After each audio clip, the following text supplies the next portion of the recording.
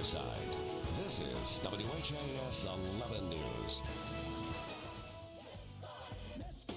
Reed, let's get it started.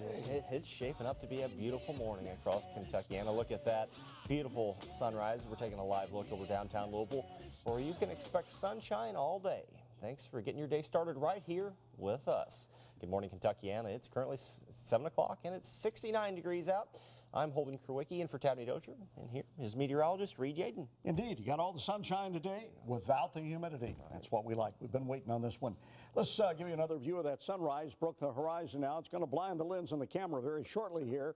Well, that's the camera atop the Galt House restaurant, the Review restaurant, view to dine for. Part of the Morgan & Morgan HD camera network. You're just rolling out of bed here at 7 a.m. Welcome to a nice start to your Sunday. Look at these temperatures. They are comfortable. We're 66 over here at Paoli right now. 66 out of Jasper down to the south. Shepherdsville 70 degrees. Frankfort's dropped 2 more degrees in the last 10 minutes. They're down to 64. Carrollton 63. You get the idea. It is a nice morning. Now at Louisville International, we've dropped into the 60s as well. 69 at Louisville International, 69 at Bowman Field. Just a few high, thin cirrus clouds around and high pressure in control of our weather on this Sunday. Going to shape up to be a really, really nice day. Viewing area getting a lot of sunshine this morning. Let's put it all together in a forecast for you. A really pleasant start. That's really the easiest way to describe it. We're in the 60s this morning. We'll stay there for a couple of hours. Upper 80s, mid to upper 80s around the viewing area this afternoon, but the big thing is less humidity. Then a really pleasant evening coming up, starting out in the 80s, dropping into the 70s after sunset. Enjoy this day. Soak it all in. Holden, we'll see you again in 10 minutes. All right, thanks, Reed. New this morning, police have made an arrest in the shooting that killed Billy Michael Garland. It happened Friday in the 3300 block of Taylor Boulevard. Officers showed up to a home near Arcade Avenue and found Garland dead behind a home. They say there was evidence of foul play. Police say 33-year-old Michael Dorch Jr. admitted to killing Garland, causing his death.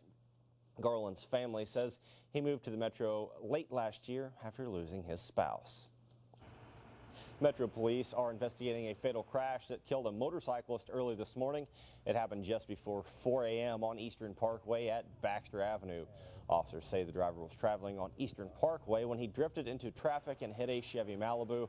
The motorcyclist was pronounced dead on the scene. LMPD's traffic unit is investigating the crash. The man police say was involved in the crash that killed a former U of L cheerleader is expected in court tomorrow. 34-year-old Bradley Caraway is facing charges including leaving the scene of an accident and not having insurance. Police say he was in a black Honda with 25-year-old Shanae Mormon around 3 a.m. Saturday on the I-64 East ramp getting onto the Snyder. Right now it's unclear who was driving when the car flipped over. Police say speed and other factors have not been ruled out in this investigation. U of L's Spirit team's coach says Mormon will forever be loved and missed.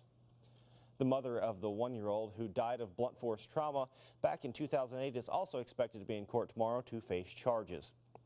Police say Christina Lopez died from blunt force trauma at Cozaire Children's Hospital after her mother, Jessica Martinez, called EMS and said Christina was unresponsive. But injuries led police to believe this was a homicide. Mauricio Martinez, the mother's boyfriend, was arrested last week in the case. He's also expected in court tomorrow. Police say he was home with Christina at the time. He's charged with complicity to murder and criminal abuse. Jessica Martinez has a warrant out for her arrest, facing complicity to murder and criminal abuse. Tensions were high during the annual Fancy Farm picnic this weekend in Graves County. As our Chris Williams reports, the echoes of biting criticism may still be ringing in the ears of some of the most powerful politicians in the Commonwealth. Family feuds, a heated U.S. Senate race, and a Democratic Party protest of sorts highlighted this political picnic that lived up to its reputation, where the only thing hotter than the weather are the passions for politics. This year's Fancy Farm will be remembered as the year some on the left stayed home. Governor Matt Bevin took aim at House Speaker Greg Stumbo, who admitted to us Friday that he took issue with MC Scott Jennings. Greg Stumbo and others who have chosen to boycott on whatever reasons they have chosen it for. If you can't run with the big dogs, stay on the porch. Jennings jabbed with Republicans, including Bevin and the MC's former boss, Senate Majority Leader Mitch McConnell. But his biggest applause followed a line about Secretary of State Allison Lindgren Grimes, who cited family time for skipping Fancy Farm. She couldn't be here today because her husband's about to go away on a long trip. It's funny because I heard her dad may be going away for a long time as well, so. A Democratic Party protest of sorts meant U.S. Senate candidate Jim Gray would be one of the lone Democrats to take the stage. We deserve a senator for Kentuckians.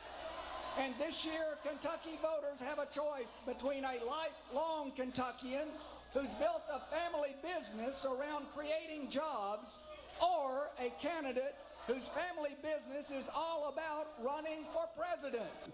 The Lexington mayor is in a tough battle trying to take Senator Rand Paul's seat in Washington, but he focused on the ophthalmologist's presidential bid with his harshest criticism.